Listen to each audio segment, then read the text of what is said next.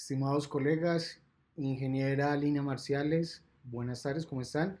Nuestro grupo de trabajo conformado por Laura Gutiérrez, José Aldemar Herrera y quien les habla Héctor Garzón, les vamos a presentar el artículo de suelos expansivos como taller final para la asignatura Cimentaciones. Bienvenidos. Bueno, como veremos a continuación, hablamos de una definición de los suelos expansivos.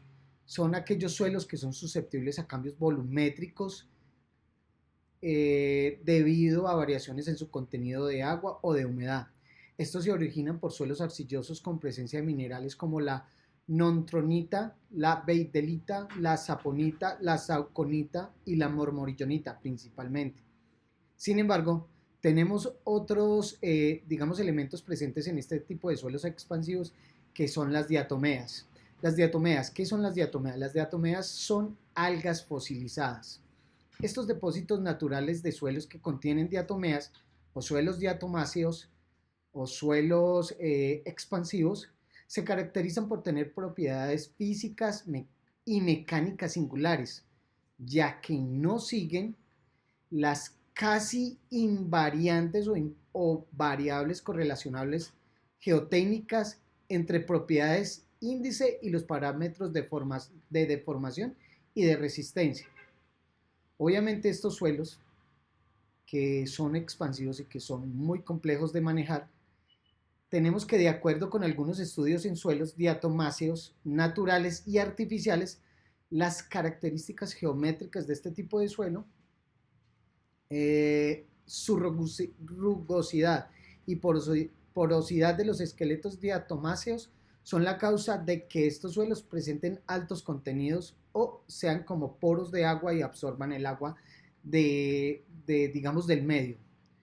Estos son la causa de una baja densidad relativa, alta permeabilidad, así como valores de compresibilidad y ángulo de fricción interna inusualmente altos, ya que la influencia del contenido de estas diatomeas en los suelos en propagación hace que aumente las fisuras del mismo y sean, cuando hay agua, se expanden y cuando hay sol o cuando se secan, se contraen, haciendo como una especie de rugosidad en el suelo.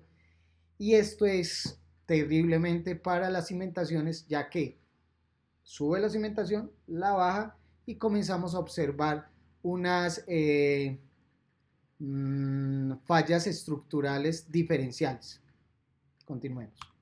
Queridos colegas, seguimos hablando, ingeniera Lina Vanessa, seguimos hablando sobre los conceptos relevantes de este tipo de suelos.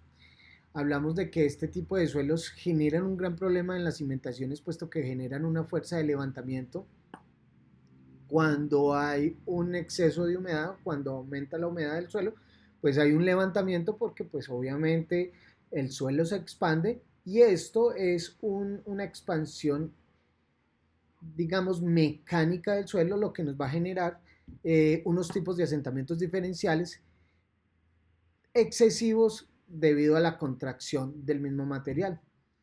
Vamos a hablar del caso, nuestro caso es un tema de la ciudad de Cúcuta, norte de Santander, la cual vamos a mirar o vamos a observar donde una urbanización completa desde sus cimientos tiene problemas, pues al haber una condición mecánica de aumento por humedad, pues el suelo va a subir y comenzó a recostar las casas una con otra. Esto sufrió una serie de afectaciones, obviamente pues debido por asentamientos diferenciales, y pues esto es muy común en los suelos expansivos. Sin embargo, para este caso hablan de que se hizo una adición de cenizas volcánicas, las cuales permiten el cambio o permitieron el cambio de la estructura mineralógica de ese suelo, mejorando así el comportamiento mecánico del mismo y reduciendo la capacidad del cambio volumétrico. Aquí el problema es cuando hay agua que expande, ¡pa! revienta las casas o revienta los suelos por contracción, revienta los cimientos por contracción. En este artículo vamos a hablar de los límites de consistencia de los suelos y de los suelos expansivos que suelen presentar unos límites máximos líquidos mayores al 40% e índices de plasticidad mayores al 15%. Este dato fue tomado de Braha Haddad y el contenido de la humedad natural no representativa del potencial de expansión. Pues esto tiene unos niveles naturales donde se expande y pues no va a haber daños mecánicos. Sin embargo, cuando pasa de niveles de mayores del 40%, ahí sí es donde observamos el tema. Por otra parte, el concepto de zona activa que lo vemos acá, pues hace referencia a la profundidad hasta la cual pueden ocurrir cambios periódicos de humedad. Me explico. Son estratos de suelo, ¿cierto? Supongamos que el suelo que está con diatomeas o suelo expansivo tiene una capacidad máxima para expandirse para no provocar daños. Esto es lo que nosotros llamamos la zona activa. Digamos que la determinación de este tipo de suelo se puede dar mediante composición mineralógica, que ya lo hablamos, y los límites de consistencia y los métodos directos. También vamos a hablar en este tema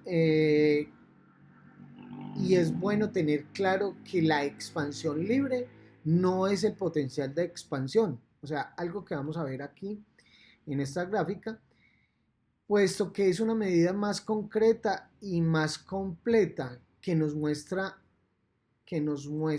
cómo se comporta ese suelo específicamente y nos indica la variación volumétrica que el mismo suelo nos va a presentar. Esto es útil para determinar la construcción. Finalmente, el estructural y el ingeniero geotecnista nos van a ayudar mucho con este tipo de ensayo o este tipo de información, ya que vamos a saber finalmente qué tipo de cimentación vamos a usar en esta construcción.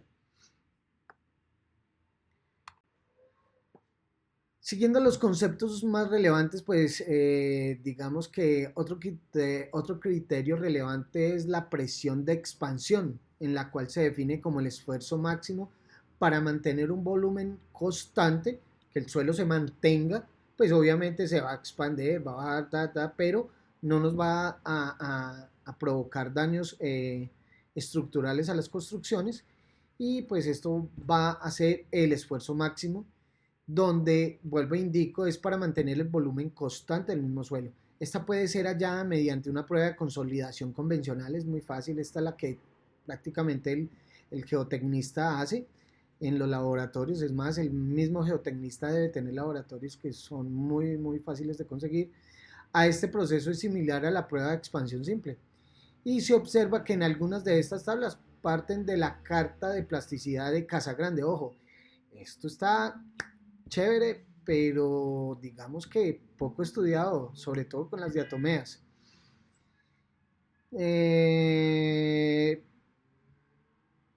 Recuerden que este suelo, según Casa Grande, este tipo de suelo se encuentra por encima de la línea A de los que presentan un potencial de expansión mayor. O sea, son suelos que tienen un potencial, que este es A, que es el mayor potencial de expansión, y están por encima de él. O sea, van a pasar este tipo de suelos. Muchachos, hasta aquí mi presentación. Sigamos con la compañerita Laura Gutiérrez. Muchas gracias. Bueno, aquí vamos a hablar de las consideraciones constructivas. En los diferentes autores y en la teoría se plantea dependiendo del potencial de la expansión que tenga el suelo en las diferentes alternativas para el diseño y construcción de la cimentación. Entonces, para las potenciales en expansión bajo, estos pueden ser asumidos por la misma elasticidad de la cimentación. Entonces, no hay ningún problema que se ejecuten las prácticas normales. Para potenciales medios, habría que revisar el tipo de cimentación y se recomienda, por ejemplo, el uso de zapatas aisladas en lugar de zapatas corridas o losa de cimentación para potenciales medios. Y en zapatas aisladas se estima que las presiones deben estar en torno a los 14.6 o 24.4 toneladas metros cuadrados, mientras que para potenciales de expiación altos, pues ya se pueden tener otras consideraciones como el reemplazo del suelo de cimentación, que es útil o práctico si el extracto del suelo expansivo no es muy profundo. Si es pequeño, entonces se podría retirar ese suelo y cambiar a un material de relleno que por lo general suele ser un material granular que tiene mejores presentaciones, obviamente siguiendo los pasos de compactación y demás que deben tener. El otro que es el más usado es la estabilización del suelo. Eso cómo se realiza principalmente por la adición de materiales químicos, normalmente la cal y últimamente con bastante éxito las cenizas volantes. Entonces, en cuanto a la cal, se suelen usar porcentajes entre el 5 y el 6%, y mientras en las cenizas volantes el porcentaje que aísla es mayor entre el 10%, 20%, incluso hasta el 30%. Normalmente la estabilización se realiza hasta una profundidad de 1.5 metros, y en cuanto a la cal, la facción más final del suelo es la que termina reaccionando con la fina y la intermedia. La fina es menor a 25 micras y la menor a 40 micras, hablando del tamaño de la partícula, ¿no? En esa reacción la cal forma hidratos cálcicos de aluminio y también silicatos de cálcicos. Entonces, esos hidratos hacen que la resistencia del suelo mejore. ¿Por qué? Porque al igual que las cenizas volantes, bueno, pues este tema lo vamos a ver después. Eso hace una reacción química que crea como una reorganización de los minerales al interior del suelo. La compactación también es un procedimiento que ayuda, porque lo que hace es que se densifica el suelo, entonces reduce la relación de vacíos que tiene el mismo. Aquí el prehumedecimiento lo que busca es hacer que, digamos, que absorba pues como la mayor cantidad de agua que puede lograr, y ya pues así no va a poder como seguir es como una esponja que llega a su punto mayor de absorción y ya no podría seguir tomando más agua. Después, bueno, aquí vamos a hablar también de las barras contra la humedad. Son geotextiles y demás membranas impermeabilizantes. También se incluyen ahí los filtros de fases, zanjas con gravas y demás. La inyección a presión de lechada de cal o de cal y ceniza, digamos que es lo mismo de la estabilización del suelo, pero entonces lo que hace es llegar mucho más profundo, ¿no? Entonces con esa técnica sí se puede o se alcanza a tratar de pronto toda la zona activa, toda esa zona activa.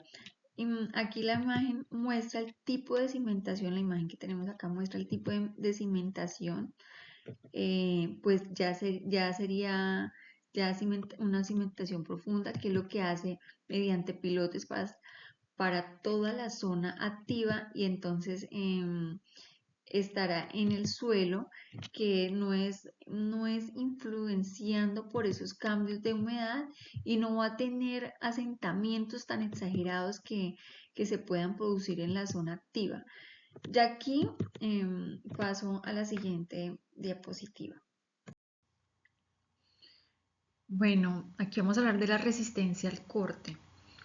Entonces, una condición general que tiene este tipo de suelo es que cuando está en la expiación y gana humedad y se sopa, por así decirlo, la resistencia al corte disminuye. Claro, porque queda un vacío de una capa de suelo y se agranda, pero por debajo de lo que hay es agua y aire, entonces ahí se pierde resistencia. Cuando el agua o esa humedad se pierde, ese se seca y se contrae y se agrieta. Bueno, aparentemente gana resistencia al corte, pero pues puede llevar a resultados errados, porque dependiendo de la medición que se haga, entonces teniendo eso en cuenta y también teniendo en cuenta que el problema de ese tipo de suelo son los cambios de humedad, cuando él tiene una humedad constante, no tiene problemas porque no tiene cambios volumétricos. Entonces, cuando el suelo está saturado por debajo del nivel freático, generalmente no va a tener ese problema. Entonces, algunas consideraciones de la ecuación de resistencia al corte para los suelos saturados no se pueden aplicar ahí. Y para suelos suecos, la normalita de Morcolum, pues digamos que se queda un poco corta. Entonces, en función de eso, dos personas, Frenlund Monhester, perdón, y White Guerra, ellos en 1978 se basaron en la ecuación de Morcolum, que es la que nosotros conocemos para desarrollar una ecuación para la resistencia de corte. Para ese tipo de suelos es una condición semisaturada. Entonces ahí se involucra el ángulo de fricción interno y respecto a los cambios en el esfuerzo y la presión de aire, que es un concepto que no se utiliza mucho. Entonces ahí tenemos claro la presión de poros, que es el agua, pero la presión de aire casi no se involucra. Entonces nosotros tenemos ahí que, por ejemplo, de cuando se manejan las relaciones de una fase, obviamente en el aire, no pese, pero que sí ocupe un volumen, entonces por eso se involucra ahí. También se tiene claro el ángulo de fricción interna respecto a los cambios entre la presión de aire y la presión de poros, pues la presión de aire y poros en esa misma ecuación, los factores que influyen es la resistencia al corte.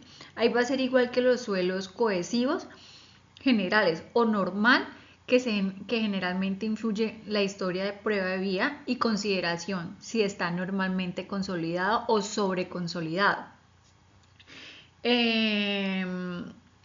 Y las funciones de drenaje, la permeabilidad, pues que se incluye en esas condiciones de drenaje y la velocidad de la aplicación de las cargas.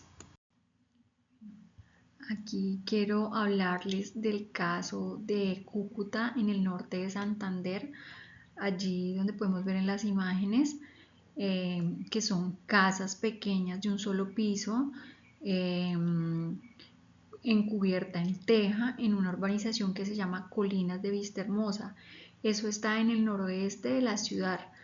Resulta que en el norte de la ciudad es donde está el depósito de arcillas expansivas más grande, pero pues también es hacia allá donde está creciendo la ciudad.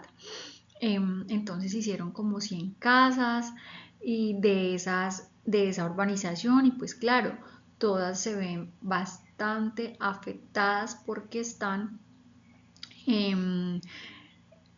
grietándose en los muros, los techos, los pisos, bueno, mejor dicho, todo. Y entonces se analizó el uso del suelo de fundación y claro, se encontró que es una arcilla de muy alta complicidad, cuenta con un 5.49% de arena, el resto son finos, 94.5% en estado natural, y presenta un contenido de agua de 5.26%, que no es muy alto, pero sí ya se ha visto antes que el contenido de agua pues no influye en sí en la expiación del suelo, y más bien sí se halló que el límite líquido sí era alto, de 62.5%, y un índice de plasticidad del 39.01%. Entonces, claro, los cambios del volumen generan asentamientos diferenciales que empiezan a verse en esos muros agrietados y también las fuerzas de expansión. Cuando el suelo crece, rompe el piso y pues eso crean las fallas que habían ahí tanto en las baldosas y tanto en los suelos. Bueno, yo pues aquí yo ya termino con mi explicación y le doy el paso al compañerito José. Muchísimas gracias a todos. Buen día para todos, cordial saludo. Continuando con la exposición de suelos expansivos, tenemos el mejoramiento. Se plantea la estabilización de un suelo mediante el uso de cenizas volantes. Estas cenizas tienen una composición de granos muy finos que están entre 0,5 y 300 micras. Contienen un 57,23% de óxido de silicio junto con un 27,76% de óxidos de aluminio, así como un 10,35% de óxidos de hierro. La adición de estas cenizas lo que hace es llenar los vacíos del suelo debido a sus granos pequeños y estas trabajan mediante reacciones químicas. Lo que hacen estas reacciones es generar una reorganización de la estructura interna del suelo, lo cual se ve reflejado en un cambio de propiedades físicas y mecánicas, ya que esta organización microestructural afecta la forma en la que el agua es absorbida. Cabe recordar que al evitar la expansión se mantienen las condiciones estables contraídas. Como ya sabemos, se mejora la resistencia al corte y se evitan las fuerzas de levantamiento, ya que en las construcciones pequeñas las cimentaciones profundas pues no son una opción viable. Resultados y mejoramiento. Las siguientes tablas nos muestran los resultados iniciales del suelo y los resultados después de implementar el mejoramiento. En la primera tabla contamos con los parámetros del suelo, la tomamos como punto de partida donde se evidencia que sí se cumple la teoría de Brahe-Dass, donde dice que los límites de consistencia suelen presentar límites líquidos superiores al 40% e índice de plasticidad mayores al 15%. En el estudio encontramos que los límites líquidos están por encima del 40% y el índice de plasticidad está por encima del 15%. Observando la gráfica, podemos tomar más o menos coordenadas donde contamos con un límite líquido de 62,5% y un índice de plasticidad superior al 39%, ubicando el punto se cuenta con un porcentaje de expansión alto, entre alto y muy alto, lo cual nos da indicios de por qué se presentan las afectaciones, ya que el potencial de expansión es muy alto.